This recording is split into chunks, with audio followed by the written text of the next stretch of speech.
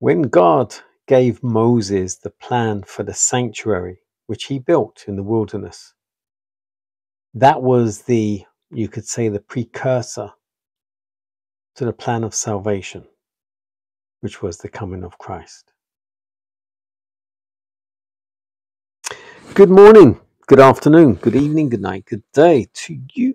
That's depending where you are in the world. We're doing the nighttime devotion from the devotional Christ Triumphant. The title today: Temple service ended at death of Christ. Matthew 27:51.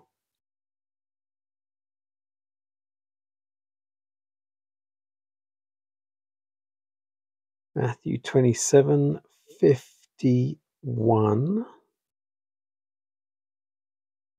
reads, "And behold, the veil of the temple was rent in twain from the top to the bottom, and the earth did quake, and the rocks rent." The next day, the courts of the temple were filled with worshippers. But never had the service been performed with such conflicting feelings.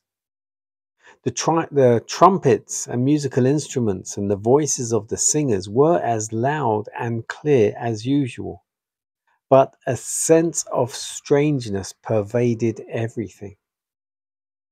One after another inquired about the strange event that had taken place.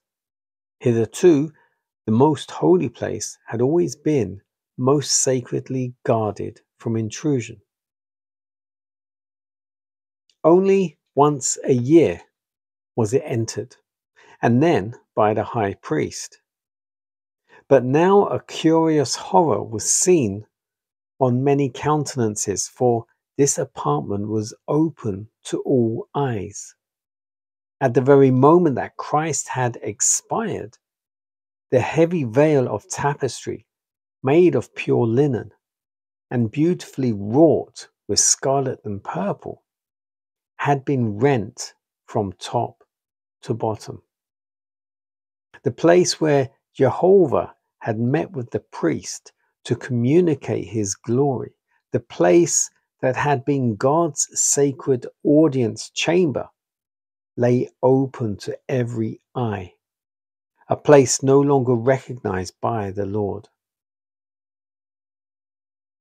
Many who at that time are united in the services of the Passover never again took part in them. Light was to shine in their hearts. The disciples were to communicate to them the knowledge that the great teacher had come.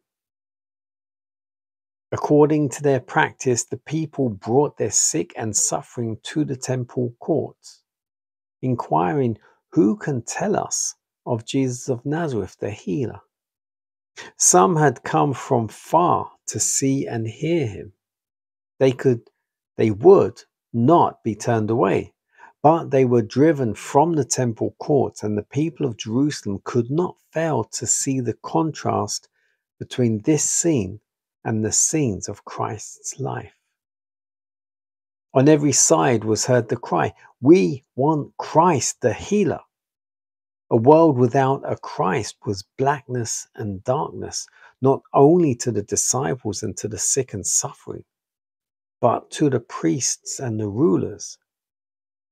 The Jewish leaders and even the Roman authorities found it harder to deal with a dead Christ than with a living Christ. The people learned that Jesus had been put to death by the priests. Inquiries were made regarding his death. The particulars of his trial were kept as private as possible. But during that time that he was in the grave, his name was on thousands of lips, and reports of his mock trial and of the inhumanity of the priests and rulers were circulated everywhere. that title again. Temple service ended at death of Christ. So principally, the whole sacrificial service, the temple service, the high priests, the incense, the showbread, all of that ended when Christ was put to death. It was a type of the whole sacrificial service that Jesus became the ultimate of. He was the ultimate sacrifice.